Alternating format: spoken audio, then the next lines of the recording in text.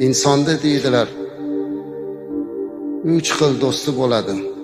Bir do'sti uni joni chiqquncha, ikkinchi do'sti qabrga borguncha, uchinchi do'sti qiyomatgacha. Joni chiqquncha bo'ladigan do'sti qaysi do'st deganlarida, joni chiqquncha bo'ladigan do'st uning moli dunyosi. Chunki olamdan o'tganimizdan keyin moli dunyo bizniki emas. Bu endi merosxo'rlarki.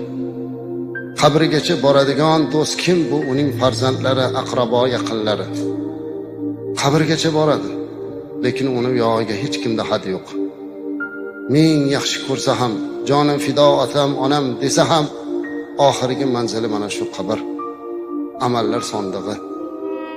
Ammo uchinchi do'st bor. Bu do'st qiyomatgacha birga turadigan do'st.